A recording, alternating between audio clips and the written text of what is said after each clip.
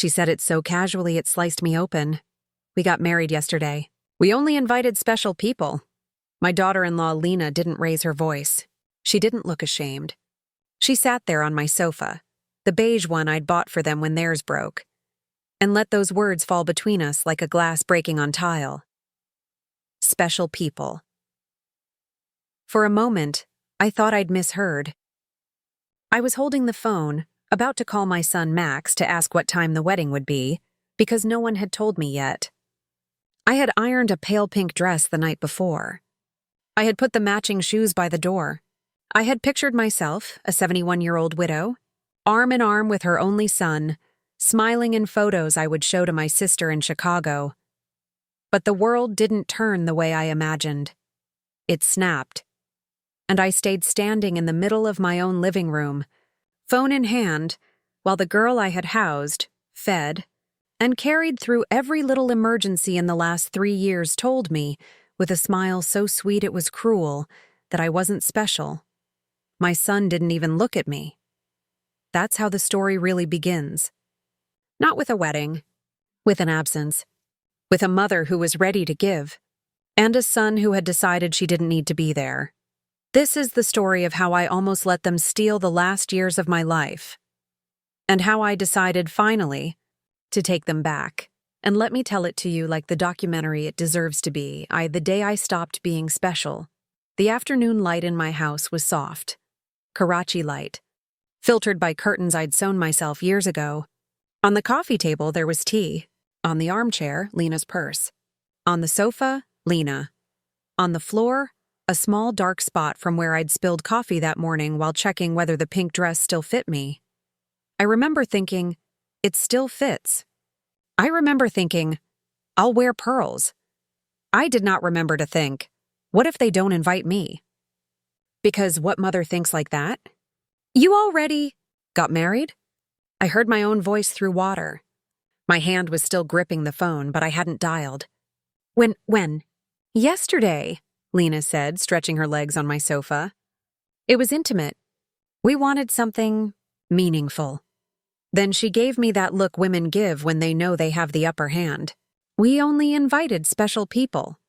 The word special was a knife with perfume on it. I turned to Max. He was standing by the window, pretending to check something on his phone, the way he always did when he didn't want to talk. He was 35 now, broader, balding slightly, wearing the gray shirt I had bought him last Eid. He didn't look like the little boy I had raised alone, the boy who used to fall asleep on my chest. He looked like a man trying not to get involved. Max? I asked. He lifted his head slowly, like a bad actor in a drama who knows what the script wants from him. Mom, he said, and it already sounded rehearsed. It was small, just us and the witnesses. Liar. I knew before the photos. I knew before the posts. I knew before the comments, because I had given Lena $800 for personal things last month, and she had said, just girl stuff. And that girl stuff had been the dress I later saw on Instagram. White, lace. Not small. But in that exact moment in my living room, what I felt wasn't anger. Not first. It was cold. A wave, starting from the chest, spreading to the shoulders, going up the neck. The sort of cold you get when you realize something you believed in no longer exists. I believed I was needed. I believed I was loved. I believed I was part of that day. All three vanished in 4 words. Only special people. I looked past them, past Lena's careful makeup, past Max's avoidant eyes, and I saw the things I had paid for. The sofa, the sideboard, the air conditioner, the framed photo of them on the shelf taken in Murray, a trip I financed because we really need a break, Mom. My money was everywhere in that room. My presence nowhere. Why? I asked, but my voice was too calm, the kind of calm right before a storm. Why didn't you tell me? Lena shrugged. It was our day. Our, not yours.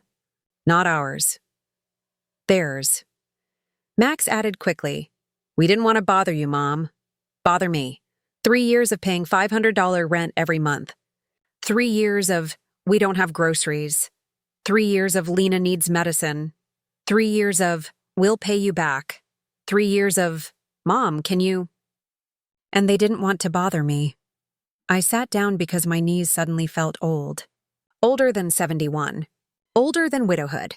Older than all the nights I'd stayed up when Max had a fever as a child. I sat down and for a second I wished Robert, my husband, dead for decades, was still alive so he could see this, so he could tell me, Renate, enough. So he could be the bad cop and I could go on loving. But Robert was in the ground, and I was in the living room with 2 people who had just amputated me from their lives and still expected me to pay the bills. My eyes wandered to the door of my bedroom. In there, hanging from the closet, was the pink dress. I had picked it with care, rubbing the fabric between my fingers, imagining the light of the wedding hall catching on it. I bought new shoes. I even thought about what perfume to wear, something soft but elegant, not too floral. I saw in my mind the dress hanging there, useless. Like a promise no one kept. I don't know how long I stayed silent. Long enough for Lena to shift in her seat, long enough for Max to cough. Then Lena said it. Oh, by the way, Renate. Did you forget about the rent? The landlord is on us this week. She said it like nothing had happened. No, worse. She said it like I should apologize. The absurdity of it was so thick it almost made me laugh. They had cut me out of their wedding, and in the same breath they were asking me for money. I looked at her, really looked, as if seeing her for the first time. The long hair, the perfect brows, the way she spoke like she was doing you a favor. This was the girl who called me second mom when she needed things. This was the girl who sent me photos of dresses asking, "Do you think this suits me?" This was the girl I had defended when Max said, "You know, Lena's family doesn't help much." And I had said, like the fool I was, "Don't worry, I will." I had replaced her real mother in expenses. But I had never been invited to replace her in love. "Lena," I said, and I was surprised by the calm in my voice. "Didn't I tell you I only help special people?" The room went silent like a dropped curtain. Max looked up fast. Lena blinked. "What?" she said, smiling, still thinking this was a joke. "I only help special people," I repeated. And for the first time since my husband died, I saw fear, not defiance, not entitlement, but actual fear, in the eyes of my son's wife. Because in that second, she understood. Something had shifted. The ATM was talking back. 2. A mother who paid for love. You must understand something about me before we go any further. I was not a weak woman. I have lived through more than one lifetime's worth of grief. I buried a husband. I raised a boy on my own. I worked, I saved, I cooked, I called, I reminded, I comforted. I stretched every rupee, every dollar I had from Robert's insurance and my pension. I lived modestly, carefully. I didn't splurge until Max. Married, that's when I became stupid, not stupid in the way people say, "You're stupid."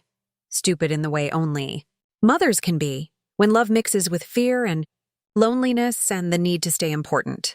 Stupid like, I will help him until he fully stands on his own 2 feet. Stupid like, it's just this month. Stupid like, they're starting a life, $500 for rent. Every month, automatic transfer, $200 for groceries. Every month, often delivered by me, $800 for personal things. $2,500 for the car they never finished paying me back for. $600 to fix the air conditioner because it's so hot. Renat. $200 for the living room furniture. Birthday, Christmas, anniversary, trips, emergencies. I kept a mental tally, but not for revenge. For comfort. As if saying the amount in my mind would prove to myself that I was useful. That Max still needed me. Because here's the truth most mothers won't say out loud. Especially widows. When your only child marries, you lose rank. You no longer get the first call. You no longer get asked first. Decisions are made in bedrooms you don't enter. Plans are made over dinners you're not invited to. The woman who now shares his bed, his meals, his secrets, she becomes the sun. You become a planet, orbiting, hoping to be warmed sometimes. So what do some of us do? We buy gravity. We tell ourselves, if I help them, they will remember me. If I pay the rent, he will come visit. If I fill their fridge, they will call. If I help with the wedding, I will be in the photos. We confuse usefulness with love. That is exactly what I did. For 3 years. I would wake up, make coffee and think, I should check on Max. Not, I should check on me. Me was always last. I wouldn't buy a new dress because Lena needs meds. I wouldn't go visit my sister because they're short this month. I wouldn't go to the salon because the car insurance is due and they can't. I stopped painting. I stopped traveling. I stopped having friends over because I was always saving, always directing money outward. I turned my life into a funnel. Everything I had, I poured into them. And do you know what I got back? Not much more than, thanks, Mom. You're a lifesaver. And sometimes not even that. Just a quick text. Done? After they saw the transfer come in, it hurt, but I told myself, it's okay. One day, when the wedding comes, they will show me how grateful they are. You see? I was saving for a moment. A cinematic one? Me, the proud mother of the groom, dressed in pale pink with pearls, family, laughter, photos, maybe a dance.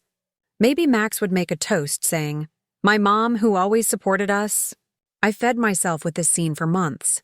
And then, on an ordinary day, in my ordinary living room, that scene was killed with 4 words, only special people. Pre the night of the calculation. That night, after they left, yes, they left offended, because how dare I say I only help special people? I sat on my bed and I cried, not the crying of drama, not the crying of pity, the crying of revelation. I cried for the 71-year-old woman who had believed she could buy a place in her son's life. I cried for the widow who had taken money from her own piece to cushion the lives of 2 adults. I cried for the mother-in-law who had tried so hard to be kind, to not fit the stereotype, to be the good one. I cried for all the Sundays I had cooked for them and they didn't show up. I cried for all the times I'd said, don't worry, I've got it, when no one had ever asked me, and you, Renati? Who's got you? I cried until there were no tears left. Then I did something I had never done. I took out my bank statements, documentary style. You always have that scene, the woman at the kitchen table, late at night, a single lamp on, papers spread out, calculator beside her, the quiet rage of numbers. That was me. Rent, $500 x 36 months. $18,000 food supplies, $200 6 36, $7,200. Gifts, conservative, $3,000 medical emergencies, $800. Car loan, $2,500. AC repair, $600 furniture, $1,200 total. 33,400. I stared at the number $33,400. It sat on the page like an accusation. That was 3 nice vacations. That was a new car for me. That was a small apartment upgrade. That was 2 years of absolute financial peace. That was an art trip to Europe I had once dreamed of. That was the safety my husband had wanted for me, and I had fed it, piece by piece, to people who didn't even think I was special. My anger straightened my back. No, this was more than anger. This was awakening. I had been buying love like candy, and they had been chewing and chewing and chewing, expecting more, because I never said stop. Well, I had said it now. I only help special people. I repeated it out loud, in my empty kitchen, to the fridge door like it was a mirror. I only help special people. For the first time in years, the sentence I spoke was for me. The next morning he woke up different, not younger. Not magically healed, but sharper. Like a knife that's finally been honed. I made coffee. But this time, I didn't pick up my phone to check if Max or Lena had messaged. I didn't wonder if they had slept. I didn't wonder if they had eaten. I didn't plan to go to the bank for them. I sat down and I drank my coffee like I was the most important person in the house, because I was. Around 9:30, the phone rang. I didn't answer. At 9:45, it rang again. I didn't answer. At 10 there was a text from Max. Mom, please call. We need the rent. Need. There it was again. The endless need. They had budgeted my money into their lives so deeply that the minute it disappeared, they panicked. That's not love. That's dependence disguised as affection. By noon, I had made my decision. I got dressed, put on sensible shoes, took my purse, and went to the bank. The manager, Mr. Klein, a kind man with gray hair and honest eyes, greeted me with surprise. Mrs. Richter, you didn't tell me you were coming. I need to cancel all automatic transfers, I said. My voice sounded like the voice of my own mother, the voice I heard when I was a girl and she meant business. He frowned. All of them? The rent as well? Yes? He hesitated, leaned forward. Is everything okay? For the first time in this entire story, someone asked me that without wanting money. I nearly cried right there. What happened is... I took a breath. I opened my eyes. He nodded slowly like he had seen this before.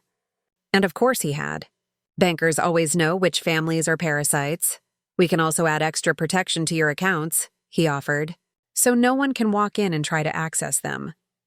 Do it, I said. While he typed, my phone kept vibrating in my purse. Max, then Lena, then Max again.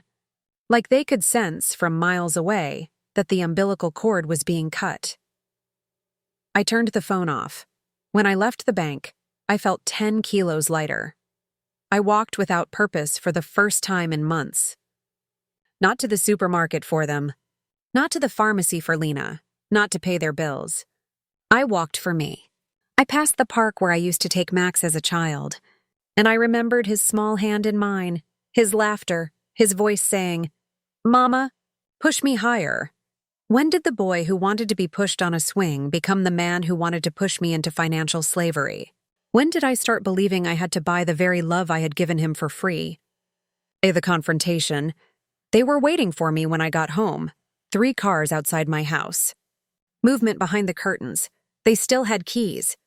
Because I had trusted them, I stood for a moment on the sidewalk, looking at my own house like it was a crime scene.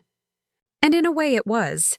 A crime against motherhood, against old age, against dignity. I opened the door. Max was on my sofa. Lena was pacing. And a stranger, a man in his 50s, suit, briefcase, was at my dining table flipping through my documents. My documents. What is happening here? I asked, louder than usual. They all looked at me like I was interrupting. Lena rushed forward with her actress face. Renate, thank God you're here. We need to talk. This is Mr. Fisher from the law firm. We were... Concerned? Concerned about what? I went straight to the table and gathered my papers. About me? Or about the money? Mom, Max said, that condescending tone he had developed like a bad habit. You canceled the transfers. You blocked our access. You didn't answer our calls. That's concerning. What's concerning, I said, is that 2 adults are still dependent on a 71-year-old woman to pay their rent. Mr. Fisher stepped in, smooth. Mrs. Richter, your children are worried about your mental well-being. Sometimes at this age, I cut him off. I have more clarity than both of them together. They were going to do it. I saw it in an instant. They were going to try to declare me incompetent, not because I forgot to pay my bills, but because I stopped paying theirs. That was the moment, right there in my living room, with my son trying to smile through panic and my daughter-in-law pretending to be loving, that my pity died. That was the moment I understood. This was not a misunderstanding. This was not they were stressed about the wedding. This was not they forgot to call. This was a pattern. A plan. A slow colonization of my resources. They had not invited me to the wedding, but they wanted to marry my money. Out, I said, pointing to the door. Mom, be reasonable. Out. Renate, you can't just... I said, I raised my voice, feeling decades of swallowed words rising like a wave. Out of my house. And would you believe? They hesitated, because they were not used to no. They were used to of. Course. They were used to I'll transfer right now. They were used to don't worry. They were not used to boundaries. I took their folder, the power of attorney they wanted me to sign, and threw it in the trash. If you want to talk to me, I said, get your own lawyer, because I have one now. I didn't yet. But I would. Within 24 hours, they left angry. Max threw one last threat over his shoulder. You'll end up alone. He was wrong. I was already alone. The difference was, now it was by choice. The new script, this is where most stories about old women end, with her alone, crying in her house, cut off from her child. But this is not that story. This is the story of a 71-year-old who decided to become the main character of her own documentary. The next morning at 6 a.m., I was dressed and on my way to see Mr. Weber, the lawyer who had helped me with Robert's will years ago. He listened. He nodded. Then he said the sentence that changed everything. What they tried to do is called elder financial abuse, and it's a crime. A crime. Not a family thing. Not a misunderstanding. A crime. He told me what to do. Document everything. Change locks, secure my bank, install cameras. Tell them future communication goes through him. He told me something else, too. You are not crazy. Mrs. Richter, do you know how healing those words are to a woman whose own son tried to paint her as senile because she finally said no? I walked out of that office with a plan. Locks, cameras, new bank. New life, and for the first time in years, I didn't walk toward Max and Lena's needs. I walked toward mine. Because when you stop financing people who are used to living off you, they don't just sulk for a week and move on. They scramble. They scheme. They look for other doors to your wallet. And if you close every one of them, they start saying you're crazy. That's the part nobody warns us about. Not the priest in church. Not the women at the salon. Not even the parenting books. They warn you about bad marriages. They warn you about drugs. They warn you about disobedient teenagers. No one warns you about your own child filing to have you declared mentally incompetent because you stopped paying his rent. So let me show you what that looked like from the inside, so that if it ever happens to you, you recognize it faster than I did. The day I changed the locks, the morning after I met Mr. Weber, I went straight to the hardware store. I'd been there many times before, always for Max and Lena. Their sink is leaking. Their door doesn't close properly. They need a fan. Every time, old Mr. Summer at the counter would say, half teasing, half pitying, "Your son again?" This time I said, "No, mine." He looked up. "I need to change all the locks. Best quality you've got. And I need a security system. Cameras, too." He stared at me for a second. And because he was an old man with eyes that had seen many family dramas, he didn't ask, "What did your son do?" He just said, "We can install tomorrow." His son, Ethan, tall, polite, a boy I'd seen grow up behind that counter, came over. "We can put 2 cameras in the front, 1 in the back, and sensors on the windows. You'll get alerts on your phone." I smiled bitterly. I never thought I'd install cameras to protect myself from my own child. Ethan didn't know what to say to that. But this is the reality a lot of us elders live now. It's not thieves we fear. It's relatives. While we were choosing locks, my phone rang. Unknown number. I knew exactly who it was. I let it ring. Then it rang again. Then again. Like a mosquito that refused to die. I finally picked up. Renate. "Don't hang up." Lena. Her voice was sugar again. For someone who had told me I wasn't special, she suddenly sounded very attached. "What do you want, Lena? We need to talk like adults." "We already did," I said. "You said I wasn't special." She exhaled like I was being dramatic. "Oh, come on. You know I didn't mean it like that. The wedding was a very small thing. Now we want to celebrate with you. With me. Or with my money." Silence. Then, "Both." I had to give her points for honesty. "Lena," I said, "how much rent do you owe?" Another silence. Then that fake laugh. "It's not about that. How much?" 1,000, she said quickly. 2 months. 2 months. After 3 years of me paying faithfully like clockwork, they were late 2 months the second I stopped. That told me everything I needed to know. They hadn't been learning to stand. They'd just been leaning on me harder. Then get a job, I said. She inhaled sharply, like I'd slapped her. Renate, she whispered, changing tactics. You're like a second mom to me. That was the line. That was always the line. You're like a second mom to me. We love you. We're family. Everything you have will be ours anyway. They recycle these lines the way salesmen recycle pitches. Lena, I said, voice flat. Second mothers get invited to weddings. And I hung up. I turned my phone off the rest of the day. The neighbor I didn't know I needed that afternoon. While I was still vibrating from adrenaline, someone knocked on my door. My cameras showed an older woman standing on my porch with a mug in her hand. I opened. Mrs. Richter? She asked. I'm Eleanor. I live next door. I knew her by sight. A woman with neat hair, pressed clothes, the sort who sweeps the porch every morning. But we'd never really talked. Because for 3 years I wasn't really available, I was always on my way to do something for Max and Lena. I heard voices yesterday, she said, embarrassed. I got worried. Are you all right? Her concern hit me deeper than I expected. A stranger, a neighbor, cared more about whether I was okay than my son, who only cared whether I was still paying. Come in, I said. I'll tell you a story. We sat in my kitchen. I made coffee.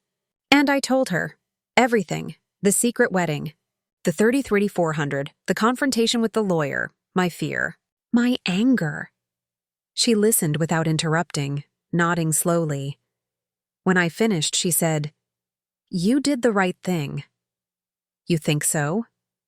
I know so, she said, because I did it too. 5 years ago.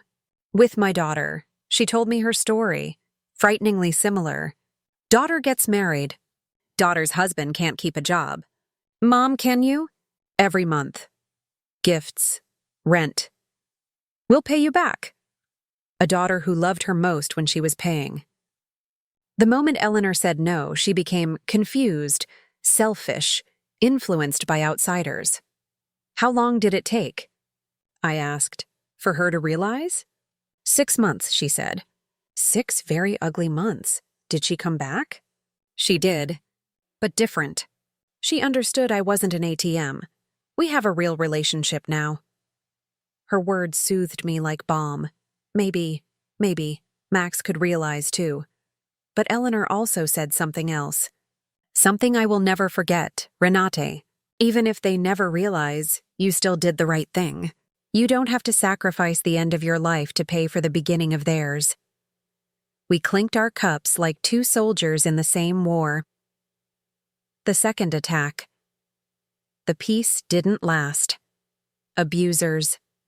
Yes, I will use that word, because that's what financial exploitation is. Don't stop when you say no once. They test, they push, they escalate. A few days later, I came home and saw 3 cars in front of my house again. Max's, Lena's, and 2 I didn't recognize. This time, I didn't go in. I stayed in my car and called Mr. Weber. They're here again, I said. And they brought people. Stay in your car, he said immediately. I'm on my way. I'll call the police. The temporary restraining order came through this morning. Restraining order. Imagine having to get a court order to keep your own son away.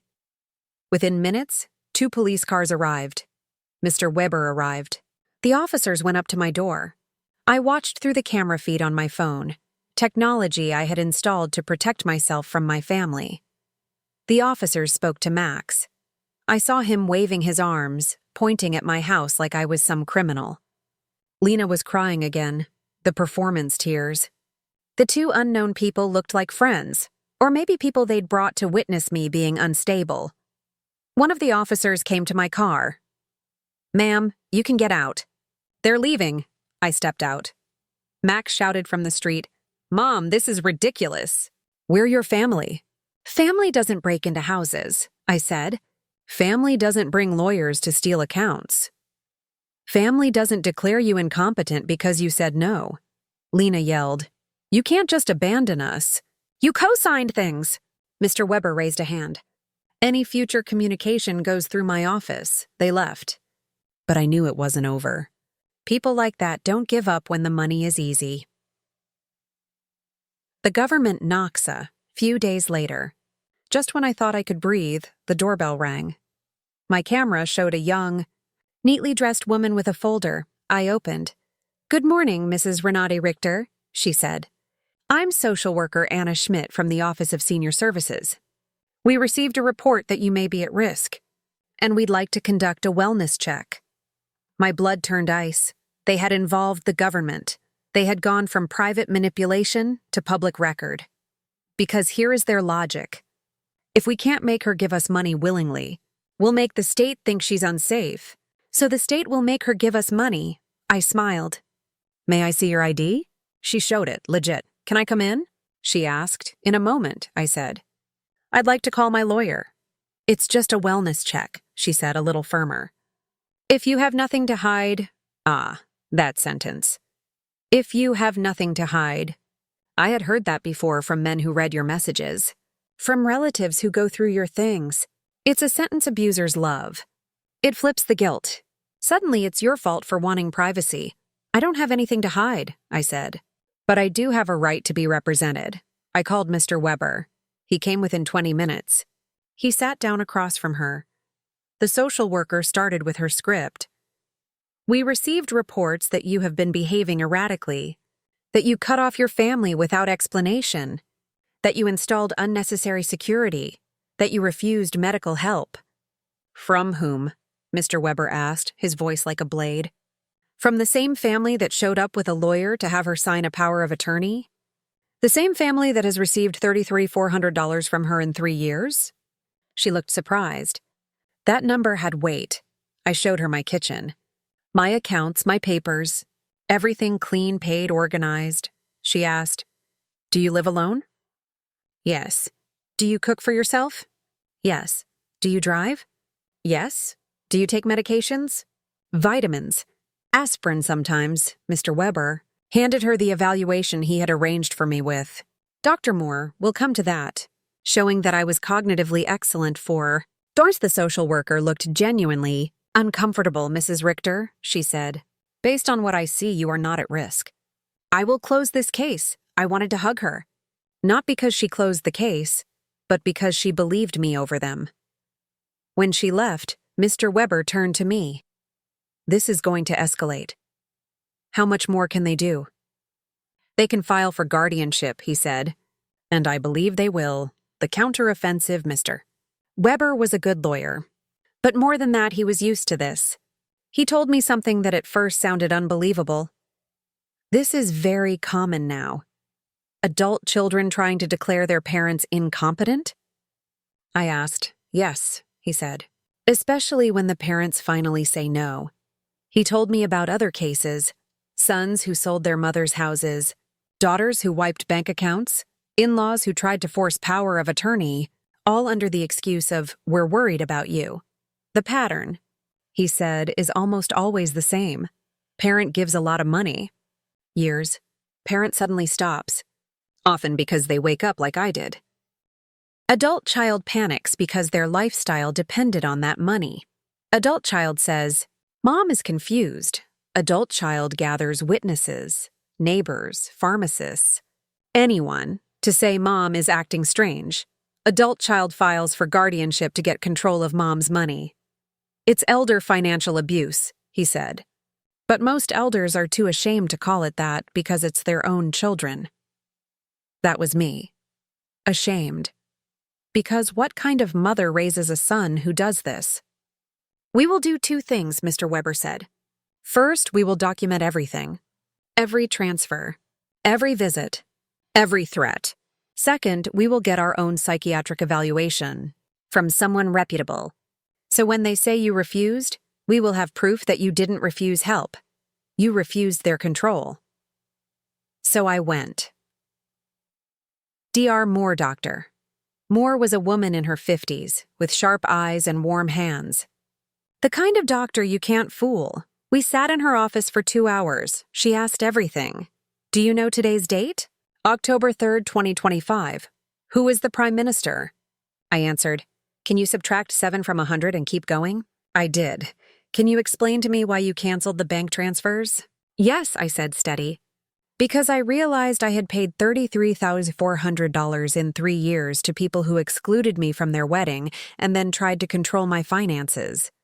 I decided to protect my assets and my emotional health. She wrote something down. I could tell she was impressed.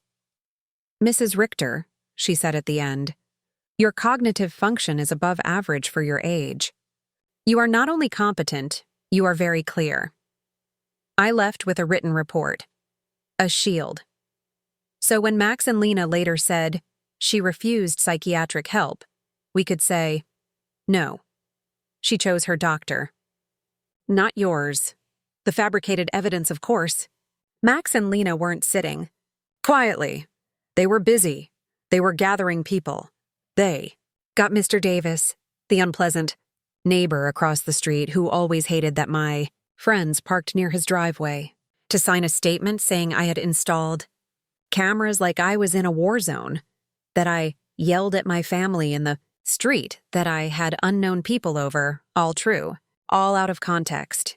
He didn't mention that the cameras were to protect me from my own son. He didn't mention that the yelling was me defending my house. He didn't mention that the unknown people were new friends, not scammers.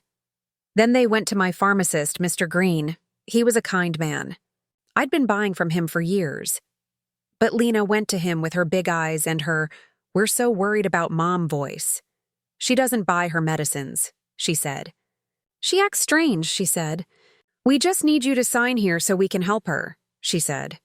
And he, thinking he was helping, signed a statement that said I had irregular medication purchases. We confronted him. Mr. Green, I said, do I buy medications? You buy vitamins, he said, ashamed. You're very regular. I'm sorry. I didn't know it was for court. He wrote a rectification. But it showed me something awful. They were willing to lie. Willing to twist. Willing to drag everyone into this. All for money. The Women's Army Eleanor, bless that woman, did not let me go through this alone. She invited me to a small gathering at her place. Garden club, she said. But not for plants. I arrived and found 4 women around a table. Cynthia, the hairdresser. Maria, retired teacher. Carmen, fierce 60s, eyeliner on point. Alfreda, 80, small, but eyes like a hawk. We all cut somebody off, Carmen said immediately. No shame. Brother, daughter, son, grandson? And they all said we were crazy, Maria added, laughing. It's the standard script, Alfreda said. Step 1, you're so generous. Step 2, create constant emergencies. Step 3, when you say no, mom must be losing it. We laughed. We cried. We compared stories. Maria's brother had once sent the police to check on her because she stopped paying his car. Carmen's daughter had told the whole family she had dementia because she refused to sell her house and give her the money. Alfreda's grandchildren had called her stingy for not helping with their startup. I thought I was alone, I said. You never are, Alfreda said. Women your age are being attacked from 2 sides, by scammers and by family. And family is harder to fight, because you love them. That night, I went home feeling less crazy than I had in weeks. The lawsuit. Then came the envelope. Court seal. Family court. Petition for guardianship. Petitioners, Max Richter and spouse, Lena Richter. Grounds. Progressive mental decline. Financially irrational decisions. Isolation from family. Susceptibility to external influence. I sat with the envelope in my hands and felt, not fear exactly, grief, because there it was. In black and white. My son had gone from, Mom, I love you, to Mom is incompetent in a matter of weeks, all because I had said, my money is mine. I looked at my hands, these hands that had changed his diapers. These hands that had signed his school forms. These hands that had cooked for him. These hands that had wired $33,400 for him. Those same hands were now irrational. I called Diana, my sister in Chicago. I told her everything. She was quiet for a long time. Then she said, "It was about time, Renate." I laughed through my tears. "Everyone keeps telling me that." "Because we all saw it," she said. "Every time we spoke, you were giving them money like you were proud of it. And I wanted to tell you, Renata, you don't have to buy your son. But I knew you had to see it yourself." "Did Max ever talk nicely about me?" I asked, bracing. She inhaled. "Not the way you talk about him. He talked, practically. Mom paid this. Mom sent that. Never Mom is lonely. Mom is strong. Mom is amazing. Never that. It hurt. But it cleaned the wound. Trial prep, mister. Weber got serious. We will fight," he said. "We have the psychiatric report. We have your bank statements. We have witnesses. We have the police reports. We have the restraining order. This is not going to be as easy for them as they think." "Can they win?" I asked. "It's possible," he said. He was honest. Some judges sympathize with worried children, but I did some digging. Your Judge Miller tends to favor elder autonomy. That's good for us. We rehearsed my testimony. He asked me, "Why did you stop the transfers?" "Because I realized they were using me." "Why did you install cameras?" "Because they broke into my house." "Why did you change banks?" "Because I wanted to protect my assets." "Do you hate your son?" I swallowed. "No," I said. "I love who I thought he was. I don't love what he has become." "That's a good line," he said. "Use it." The night before the trial, I couldn't sleep. Not because I was afraid of losing the money, because I was afraid of losing my story. Of having a judge, a stranger, tell me that the last 40 years of me being responsible, paying bills, raising a son, making sound decisions didn't count. That suddenly, because I didn't want to pay for an ungrateful couple anymore. I was unfit. I sat by the window looking at my garden, and I spoke to Robert. "Love," I said quietly, "they're trying to take what you left me, but I won't let them. I promise." I slept 2 hours. The courtrooms are not like in the movies. They're smaller, colder, less dramatic. But that day to me it was a theater. On one side, me, 71, black suit, hair done, documents in order, lawyer beside me. On the other, my son and his wife, dressed in black like this was a funeral, for my autonomy. Their lawyer, confident, smooth. When Max saw me, he didn't smile. When Lena saw me, she didn't look away.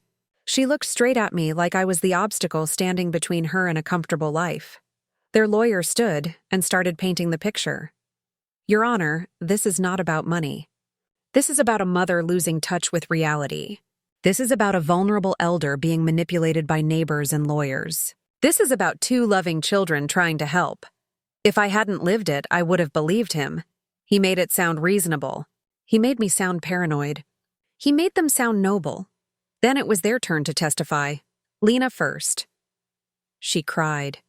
"Oh," she cried. "Renate is like a second mother to me," she said, voice trembling. "We love her so much." But she suddenly started pushing us away. She accused us. She installed cameras. She changed the locks. We were so worried. Mr. Weber stood for the cross-exam. "Mrs. Richter," he said, using her married name to my son, which slightly irked her. "When was the last time you called my client just to ask how she was, without asking for money?" She blinked. "I don't remember." "Is it true you got married without inviting her?" It was a small, "Is it true you told her we only invited special people?" She swallowed. "Yes, but..." What was the context in which that sentence could ever be said to your husband's mother? She stared.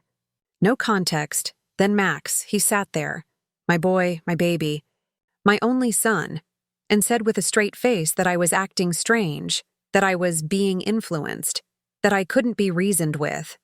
Mr. Weber asked, "How much money have you received from your mother in the last 3 years?" "I don't know. Would $3,400 sound about right?" Silence. "Have you ever visited her without asking for money?" Silence. "Did you break into her house with a lawyer to try to get her to sign a power of attorney?" He squirmed. "We were worried. You were worried," Mr. Weber said, "that the money would stop, The judge watched, expressionless, taking notes. Then it was our turn. We called Mr. Green, who explained how he had been misled into signing. We called Eleanor, who testified to my clarity.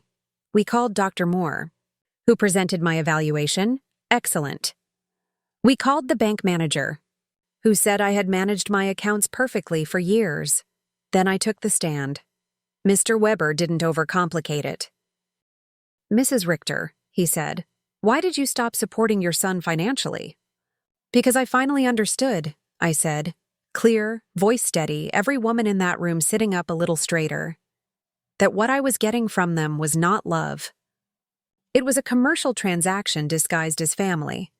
My money was welcome. I was not. Do you regret it? I regret not doing it sooner. Their lawyer tried to shake me. Isn't it true that you have been influenced by your neighbor? No, I said. I have been influenced by reality. Isn't it true you installed cameras because you are paranoid? No, I said. I installed cameras because my son and his wife entered my house without permission to see my bank documents. Isn't it true that you refuse help? I refuse exploitation, I said. I do not refuse help. The verdict Judge Miller retired to deliberate. 2 hours. 2 hours of me sitting in a hallway with Eleanor holding my hand, with Mr. Weber pacing, with Max and Lena whispering to their lawyer. I looked at my son. I remembered him with jam on his cheeks. I remembered him in his school uniform. I remembered him at 16 crying when his father died. I remembered him at 20 saying, I'll take care of you when I'm older, Mom. What happens to those promises? Do they evaporate? Or do we as mothers imagine them? When the judge came back, the whole room electric, he sat, opened his notes, and said the words I will never forget. After reviewing the evidence, it is obvious to this court that Mrs. Renate Richter is in full possession of her mental faculties. Her financial decisions, however painful to her family, are rational, lawful, and within her rights. The petition for guardianship is denied. Denied. Just like that. He didn't stop there. The court also notes, he said, eyes on Max and Lena, voice harder now, that the plaintiffs have benefited financially from Mrs. Richter for an extended period of time, and that their concern appears to have escalated only after those financial benefits ceased. This court warns the plaintiffs against further attempts to control Mrs. Richter's assets. Translated, we see you. We know what this is. Stop. I exhaled a breath I didn't know I'd been holding for a month. I had won, not just the case. My lift won. After the verdict, when the judge's gavel came down, the sound echoed in my chest. Not like thunder, more like the click of a lock opening after years of being trapped. I'd won. The courtroom buzzed with whispers. I stood still. Eleanor squeezed my hand. You did it, Renate. Max wouldn't look at me. Lena stared daggers. They spoke in hurried, angry whispers to their lawyer, but the damage was done. The illusion they'd built, that I was weak, senile, confused, had shattered under the light of truth. When I walked out of that courtroom, the sun was bright, the air too clean, almost unfamiliar. For 3 years, I had lived in a fog of financial servitude. Now, everything looked sharper. That night, we celebrated in my living room. Me, Eleanor, Mr. Weber, and my new circle of women who had become family. Cynthia brought wine, Carmen brought laughter, and Alfreda brought the kind of wisdom only someone who's seen 80 winters can bring. To justice, Maria toasted. To freedom, Carmen added. To saying no, Eleanor said, smiling at me. I raised my glass. To every woman who learns that she doesn't have to pay for love. We drank. And for the first time in a long time, I wasn't toasting someone else's happiness. I was toasting my own. Cleaning the house the next morning, I woke up to silence. No ringing phone, no guilt, no lists of things to buy for someone else. Just me and the ticking clock on the wall. I decided it was time for a different kind of cleaning. I opened every drawer, every cabinet, every dusty box. Old bills, receipts, Letters from Max when he was 10, full of misspellings and love. Photos of Robert smiling beside our first car. Then, Lena's shopping lists, scribbled in her tidy handwriting. Need groceries? Milk? Eggs? Makeup remover? Perfume? Renate will pay. I almost laughed. Even her handwriting smelled entitled. I gathered everything, every reminder of my misplaced generosity, into a box.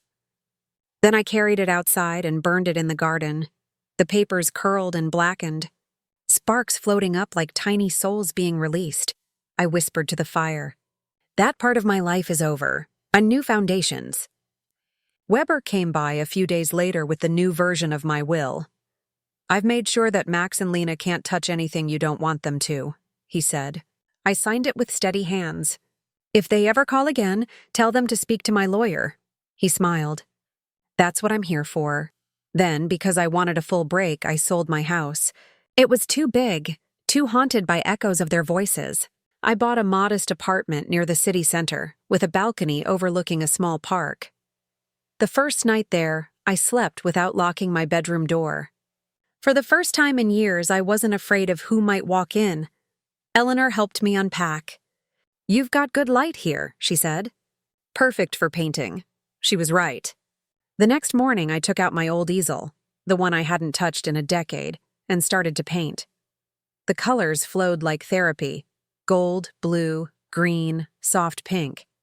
I painted the sky I wanted to live under. When I was done, I realized the painting looked exactly like freedom. The letter I didn't send a week later. I sat down to write a letter to Max. Not to send, just to say everything I'd never said. My dear son, you tried to take my freedom from me. But what you really took was the illusion that you ever loved me unconditionally. I forgive you, but not because you deserve it. I forgive you because I deserve peace. You will learn someday that money doesn't replace decency. That manipulation is not love.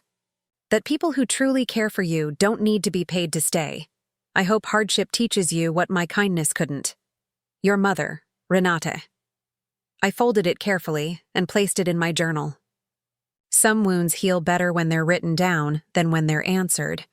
The new life freedom tastes strange at first, like a food you've forgotten you liked. I traveled to Vienna. I stood before Klimt's The Kiss and thought, Robert would have loved this. I took a cruise on the Danube. I met other women my age who had similar stories, retirees who had been drained by grateful children. We laughed, shared wine, and exchanged survival tips. When I returned home, I joined a volunteer organization that helps seniors protect their finances. I gave talks titled, How to Say No with Dignity. I told my story, not as a victim's confession, but as a warning and a triumph. The first time I stood on stage, my voice trembled.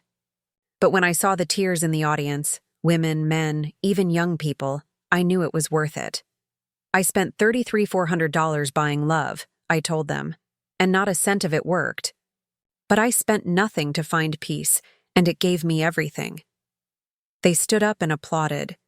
That applause healed something inside me. The call I didn't expect, it came one evening, months later. Unknown number. I hesitated, then answered. Mom? Max's voice, it had been almost a year. He sounded older, thinner somehow, like life had been teaching him lessons the hard way. Mom, he said, I just wanted to say I'm sorry. Silence stretched between us like a bridge half built. I don't expect you to forgive me, he continued. Lena left.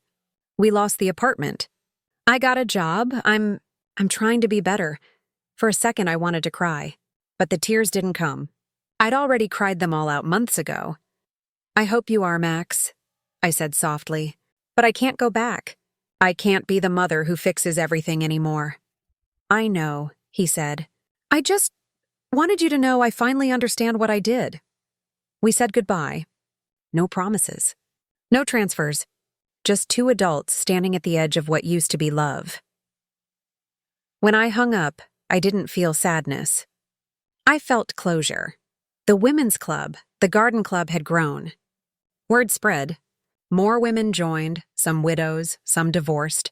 Some some still married but tired of being treated like personal banks. We renamed it the Silver Circle. Every Thursday, we met in my apartment, surrounded by plants and paint and laughter. We talked about boundaries, dignity, aging, desire, independence. Maria brought a cake once that said, "Freedom tastes like chocolate." We laughed so hard I almost cried. Eleanor, ever the wise one, said, "We were raised to be the givers. It takes courage to learn to receive." And she was right. Every kindness I accepted now, a neighbor's coffee, a friend's hug, a stranger's thank you, felt like wealth that didn't drain me. Giving back. The day I received the payment from selling my house, I sat in the bank lobby staring at the number in my account. A lifetime of saving, a decade of careful living, a year of survival, and I finally felt rich, not because of the amount, because it was mine. I made a decision that startled even me. I donated half of it to organizations that protect the elderly from financial abuse. Mr. Weber said, "You're sure? That's a large sum." "Yes," I said, "because I already have enough. I have peace," he smiled. "You're remarkable, Mrs. Richter." I thought about it. No, I'm just finally awake. 2. A final conversation with Robert Hahn. The anniversary of Robert's death, I went to his grave again. The grass was green, the sky clear. I sat down, brushed away a few leaves, and whispered, "I did it, love. I finally learned." The wind moved softly through the trees. "I thought love meant sacrifice," I said. "But I know now love means respect. And sometimes, to keep that respect, you have to let people go." A bird landed near his headstone and chirped twice. Maybe it was nothing. Maybe it was everything. 10. The new chapter. A year after the trial, I turned 72. The Silver Circle threw me a party. "Candles, cake, laughter. You're glowing," Eleanor said. "I'm free," I replied. We danced. Yes, 72 and dancing in my living room. Carmen played music from her youth, and we moved like time had no claim on us. When the evening ended and everyone left, I stood on my balcony overlooking the city lights. I thought about the journey, about the woman who once begged for scraps of love, who confused motherhood with servitude, who believed her worth was tied to her wallet. That woman was gone. In her place stood someone new. Someone who finally understood that being alone isn't the same as being lonely. Someone who realized that peace is the reward for courage. I looked up at the stars and whispered, "Freedom was worth every dollar." A story that wouldn't stay quiet. Freedom, I discovered, has an echo. When one woman says no, it ripples. It finds other women who've been whispering the same word into their pillows but never out loud. My story didn't stay confined to our little Silver Circle. One of our members, Carmen, worked part-time at the local radio station. During one of our Thursday meetings, she said, "Renate, you should tell this story on air. You'd help people." I hesitated. "I'm no speaker. I'm just me." Carmen smiled. "Exactly. That's why they'll listen." A week later, I sat in a small recording studio, a microphone in front of me, red light blinking. The host asked gentle questions, and I told the truth about the secret wedding, the humiliation, the 33s and 400, the lawsuit, the courtroom victory. When the show aired, I didn't expect much.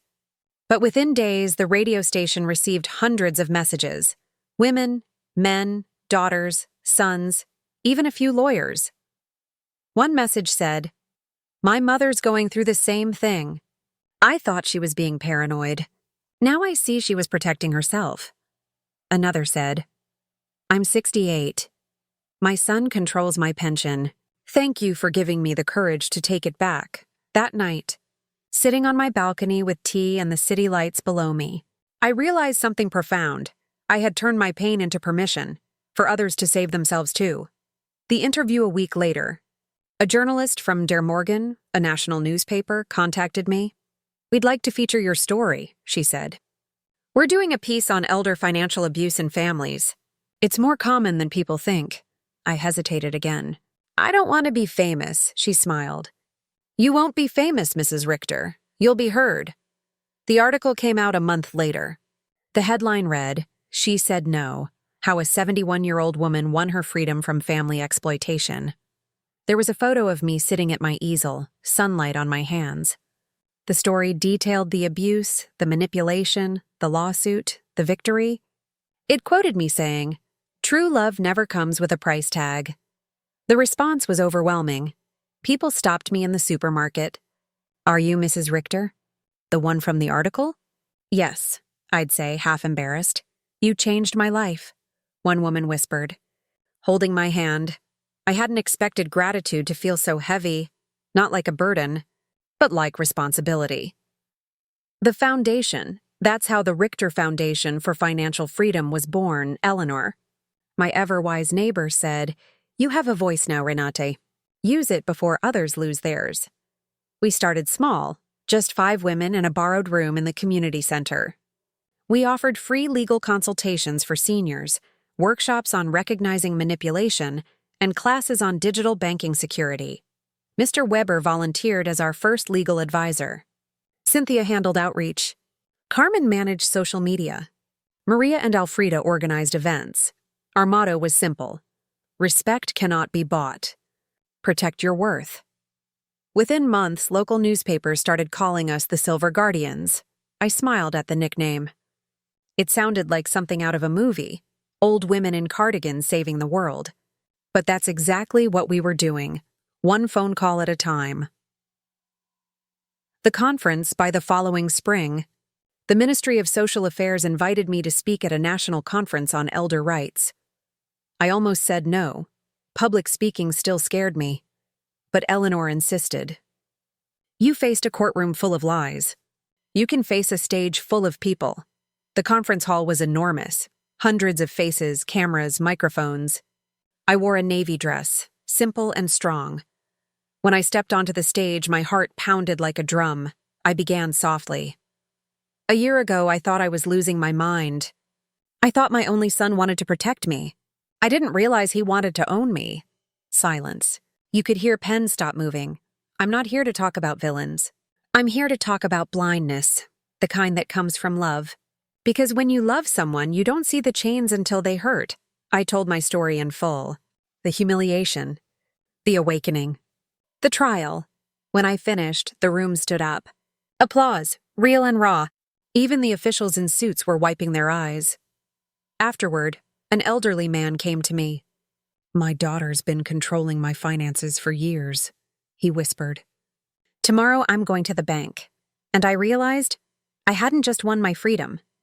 I had started a movement. An unexpected visitor one evening, months later, there was a knock on my door. When I looked through the camera, my breath caught. It was Max.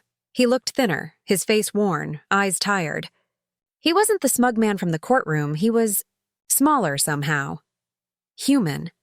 I opened the door but didn't invite him in. "Mom," he said softly, "I know I don't deserve it, but I wanted to thank you." "For what?" "For stopping me," he said. "For cutting me off. It forced me to grow up. I've been sober for 8 months. I'm working. I'm paying rent on my own. Lena, she's gone." He looked down, then met my eyes again. "I think about what I did every day. About how I treated you. I don't expect forgiveness, but I needed to say it." I studied his face. The boy who once hid behind me during thunderstorms. The man who once hid behind lies. "I believe you're sorry," I said. "But that doesn't mean we go back," he nodded. "I know, I just wanted you to know that I see it now." Before he left, he handed me a small envelope. Inside was a check, $500, he said. "The first payment. For the rent you paid all those years. I'll keep sending them until I've paid it all back." I stared at it. "Max, I don't want your money." "I know," he said, tears in his eyes. "But I need to give it." When he left, I sat down and cried. Not from pain, but from something gentler. Maybe redemption doesn't erase the past, but it softens it. The TV show months later, a television producer reached out. "Mrs. Richter, We're creating a documentary about financial abuse within families. Would you participate? I hesitated again. But this time I said yes. The cameras came to my apartment. They filmed me painting, leading workshops, talking to women, laughing with Eleanor. The documentary aired nationwide under the title Priceless, The Woman Who Said No. Afterward, donations poured in for the foundation. We expanded to 3 cities. Legal hotlines opened, and every week, letters arrived from people thanking me for giving them courage. One from a 42-year-old woman said, "I finally told my brother I wouldn't cover his debts anymore. I thought he'd hate me. Instead, he found a job. You saved us both." Another from an 80-year-old man said, "I changed my will today. Thank you, Mrs. Richter. I sleep better now. I never imagined my quiet rebellion would save strangers I'd never meet." The lecture hall at university invited me to speak to social work students. Why me? I asked the professor. "Because they learn about laws," she said, "but they don't learn about hearts."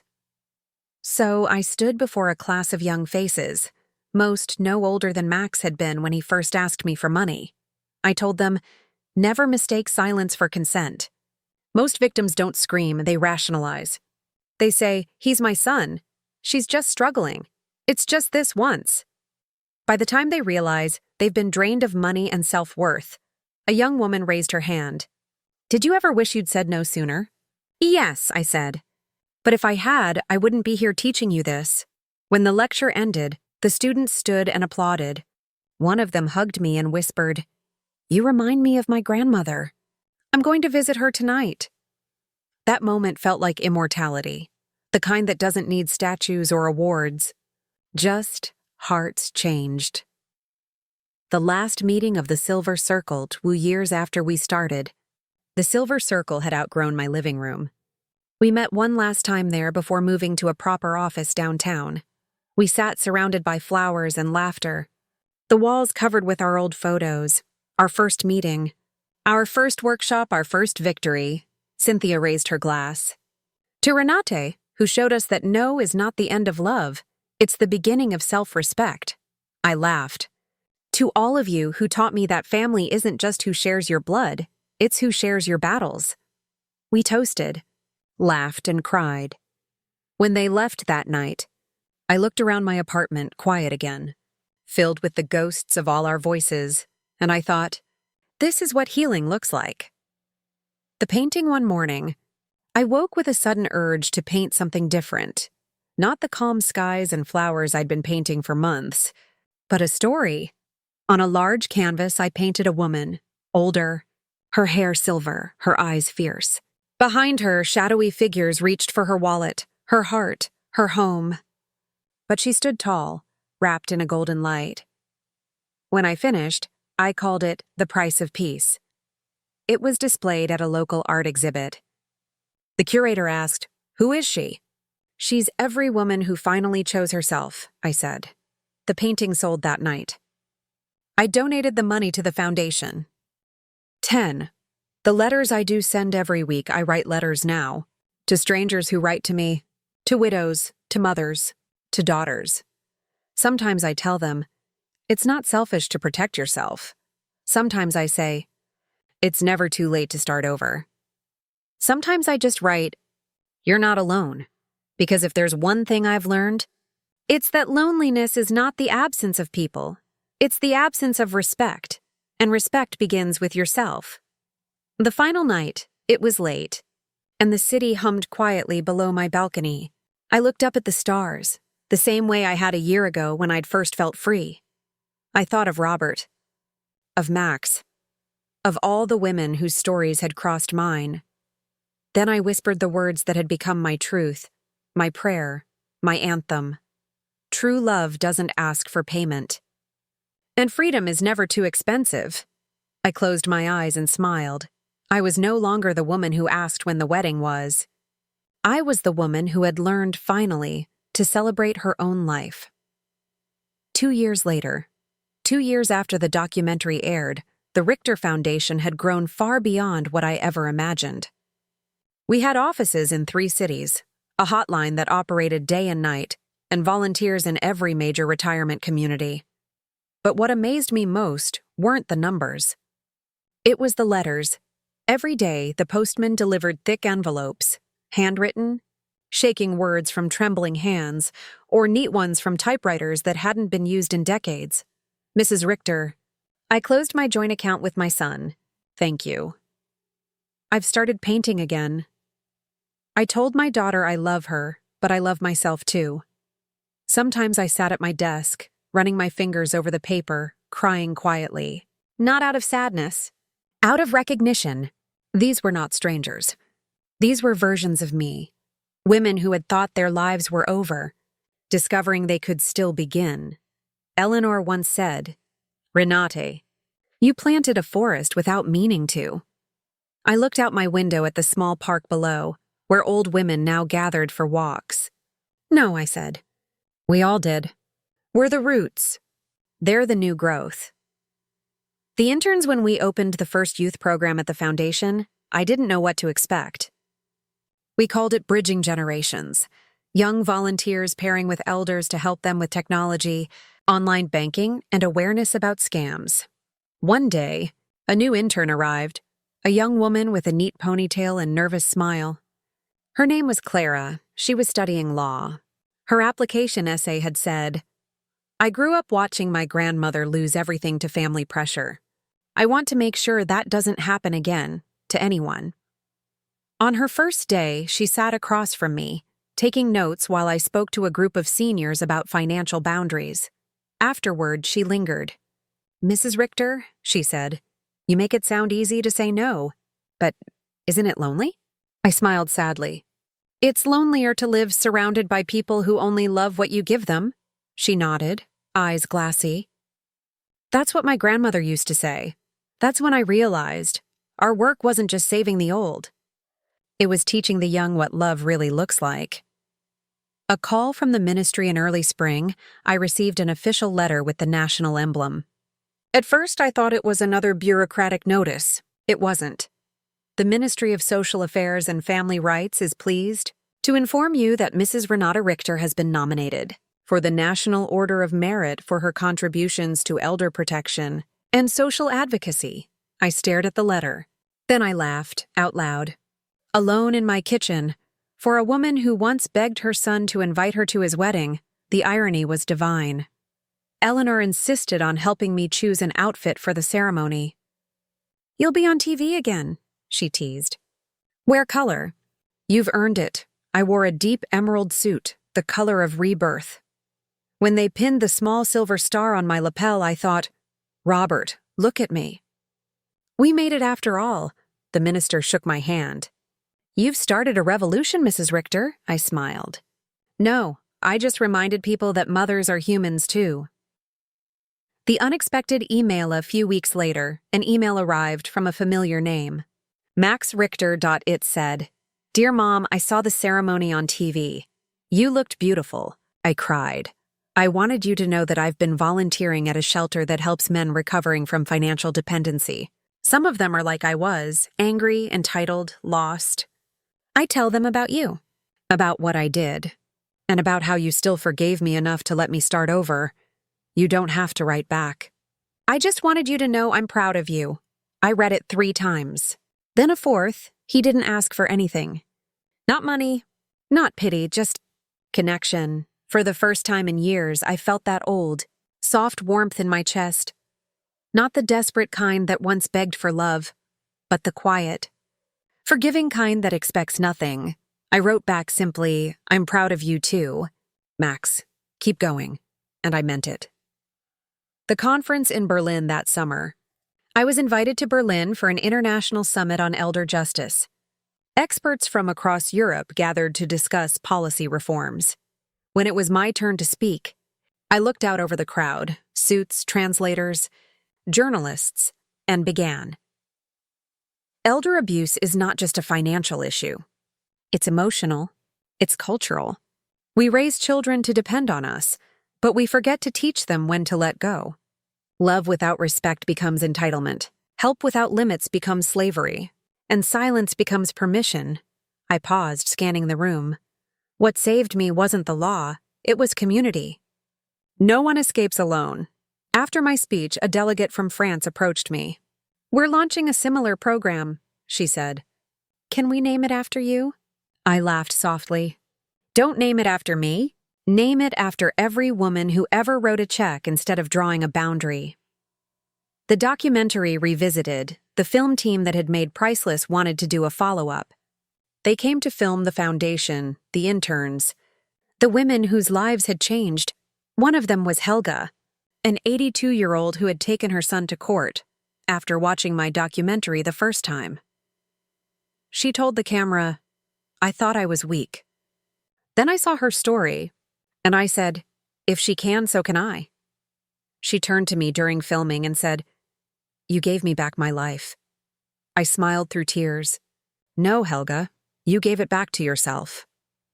When the new film aired, titled The Price of Peace 2 years later, it went viral online. And for once, viral wasn't about youth, it was about wisdom. The farewell of a friend that winter, Eleanor fell ill. It was sudden, a stroke. I spent every day in the hospital, sitting by her bed, reading her the newspaper, telling her about new cases we'd won. One evening, she squeezed my hand weakly. "Promise me something," she said. "Anything. Keep the circle going. Don't let it die when we do," I promised. She passed away 2 nights later. Her funeral was small, but beautiful. Women from the foundation came from all over the country. Each of us brought a single white rose and laid it on her grave. I whispered, "You built this with me, Eleanor. It will never die." 8. The Garden of Names. Year later, we created the Garden of Names, a section in the city park with plaques for victims and survivors of financial exploitation. Eleanor's was the first name carved, then Alfreda's, after she passed peacefully the following spring. When I walked through that garden, I didn't see sorrow. I saw legacy. Each plaque wasn't a memory of pain, it was a declaration of victory. Families walked through, reading, learning.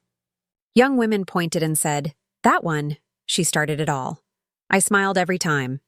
No, we started it. The final lecture on.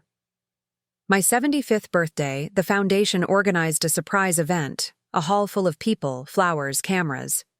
They called it the Richter Legacy Lecture. I stood at the podium, gray hair pinned back, hands steady. When I was 71, I began. I thought my story was ending. But endings are just new chapters we're brave enough to write ourselves.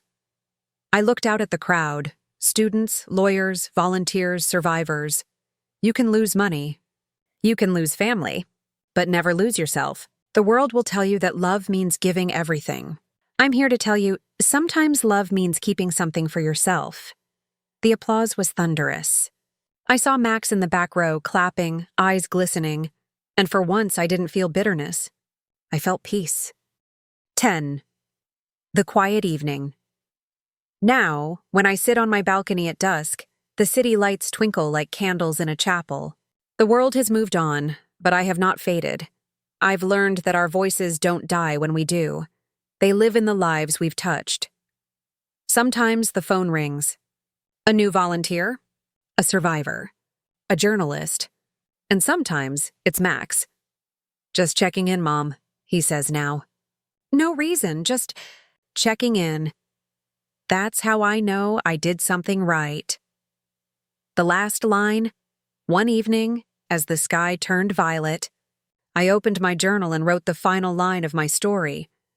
They taught me that love demands sacrifice. I taught myself that love, real love, demands respect, and that's the legacy I leave behind.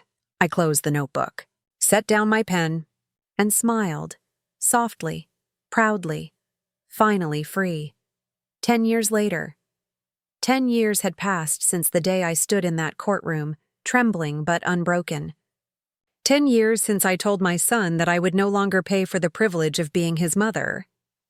10 years since I discovered that freedom, once claimed, can never be taken back. I was 82 now. My steps were slower, my hair completely silver, my hands a map of years, but my mind, my will, my voice were as sharp as ever. The Richter Foundation had become a national institution. We had offices in 12 cities. We had lawyers, counselors, volunteers. We had impact. Every week I still went to the main office in the city center, where my portrait now hung on the wall. Beneath it, a brass plaque read, "She taught us that love without respect is slavery." Every time I passed it, I would chuckle. A bit dramatic, I'd tell the young staffers, but not entirely wrong. A world that had changed, what had once been whispered had become law. In 2032, the government passed the Elder Financial Protection Act, which made it a criminal offense for relatives to coerce or manipulate elders into giving financial support. It was called informally Renate's Law. When I first heard the name on the evening news, I laughed until I cried. "Robert," I whispered to the empty room, "can you believe it? A law! Named after me." Eleanor would have teased me mercilessly if she'd been alive, but in that laughter, there was pride. Not vanity, but relief. Relief that my suffering had become something useful. Something lasting. The School of Dignity. 2 years later, Clara, the young intern who had once asked if saying no was lonely, became the new director of the foundation. She was radiant, brilliant, fierce. I saw so much of my younger self in her, before motherhood had swallowed my identity, before guilt had disguised itself as love. She often came to visit me on Sundays. We would drink tea and talk about new cases, reforms, and her dream project, a school for seniors, where they could learn technology, law, self-defense, and emotional boundaries. "We'll call it the School of Dignity," she said one afternoon. "Beautiful name," I replied. "But remember, dignity isn't something you're given. It's something you refuse to lose." The school opened a year later, with over 200 students in its first class. I attended the opening ceremony. When they unveiled the sign, the Renate Richter School of Dignity, I had to hold back tears. "Goodness," I said, pretending to scold them.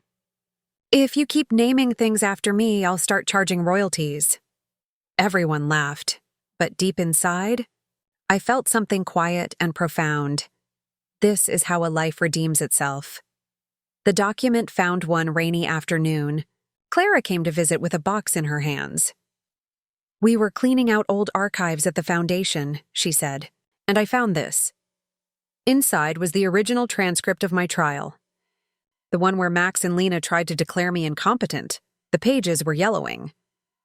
My heart raced as I read the familiar words. "Mrs. Richter is in full possession of her mental faculties." I traced the sentence with my fingertip. So simple, so final, that single line had changed everything. "I think we should display this," Clara said. "It's part of history now." I nodded. "Yes, let it remind people what happens when you fight back." Max returns. That same year, Max came to visit. He was in his mid-40s now, grayer, humbler, with a steady job as a counselor at a rehabilitation center. When he entered my apartment, I saw the boy he used to be, buried under years of regret, but still there. "Mom," he said softly, "I'm not here for anything. I just wanted to see you." I smiled. "Then sit down." The tea's still warm. We talked for hours. About his work, about the men he helped, many of whom were, in his words, sons who took too much. "I tell them about you," he said. "About how forgiveness doesn't mean weakness. It means courage." He looked down. "I'm sorry for everything, again." I touched his hand gently. "I forgave you the day you stopped trying to take more." He nodded, eyes wet. "You really did change the world, you know?" "No," I said. "The world just needed reminding that mothers are not wallets with hearts." When he left, he hugged me for the first time in a decade. Not the shallow, obligatory hug of guilt, but the trembling embrace of a son who finally understood love. The Anniversary Galath. Richter Foundation's 10th anniversary gala was grander than anything I'd ever imagined. The hall was filled with hundreds of people, donors, survivors, ministers, families. Photos of women who had reclaimed their independence hung from every wall. Clara took the stage first. "None of this would exist," she said, "without a woman who chose herself when no one else did." Then she turned to me. "Renate Richter, on behalf of everyone whose life you've changed, we thank you." The audience rose to their feet. Applause thundered. I stood slowly, overwhelmed, and simply said, "All I ever wanted was to be loved." What I found instead was respect. And I've learned respect lasts longer. They clapped again, louder this time. Somewhere in the crowd, I saw Max wiping his eyes. The quiet goodbye. A few months later, my body began to tire. I didn't fear death. I'd already faced worse things. The death of love, of trust, of illusions. But this time, I was ready. One evening, I sat by my window, watching the city lights shimmer. I could hear faint laughter from the park where the Silver Circle still met on Thursdays. Eleanor's favorite song played softly on the radio. Wrote a short note and left it on my desk. "Don't mourn me. I lived long enough to see the world listen. That's all any woman could ask for." Then I closed my eyes, smiling. When they found me the next morning, I was peaceful. The cup of tea beside me had gone cold. The world without her, the news spread quickly. Renate Richter, founder of the Richter Foundation, passed away peacefully in her sleep at age 82. Television programs replayed clips from the documentary. Newspapers ran headlines like, "The Woman Who Taught a Nation to Say No." At her funeral, hundreds attended. Carmen, Maria, Clara, and even Max spoke. Max's voice broke as he said, "She taught me that love isn't about what you get. It's about who you become." Clara promised, "We'll keep her mission alive, as long as there are voices to be heard." And when they carried my ashes to the Garden of Names, the crowd fell silent. They placed my plaque next to Eleanor's. It read, "Renate Richter, 1950-2032. She gave back her voice, and thousands found theirs." 15 years after her passing a classroom at the School of Dignity, students sat in rows, young and old, watching a documentary on a large screen. It was priceless. My face, decades younger, appeared, speaking softly but firmly. True love never asks for payment. Freedom is never too expensive. After the film, a young woman raised her hand. Was she real? Clara, now older, gray streaks in her hair, standing at the front, smiled. "Yes, she was as real as you and me. And everything you see here exists because she dared to speak when silence was easier." The students applauded, and outside the classroom, sunlight spilled across the bronze statue in the courtyard. An older woman standing tall, her hand open, her face serene. The inscription at the base read, "The price of peace is courage." The echo continues. That evening, as the last students left the school, Clara locked the doors and walked through the garden. Wind rustled the trees. She paused at my plaque, brushed away a fallen leaf, and whispered, "We're still listening, Renate." In that moment, a single bird sang, a small, clear note in the dusk. The same kind of bird that had chirped years ago beside Robert's grave. The sound drifted through the garden, soft but unmistakable, like an answer, and so, even though I was gone, my voice carried on. Through the laws that protected, through the women who healed, through the children who finally learned what love truly meant, because some echoes never die. They just find new voices to live in. Epilogue, my name was Renate Richter. I was a mother, a widow, a giver, and finally, a woman who learned to be her own protector. I left behind no fortune, no mansion, no heirloom jewels, only a lesson. Love given freely is holy. Love demanded is theft. Freedom is the repayment of every debt the world ever owed you for your silence. And if my story still reaches you, if you're holding this, reading this, watching this, then remember one thing. You are already enough. You do not have to pay to be loved.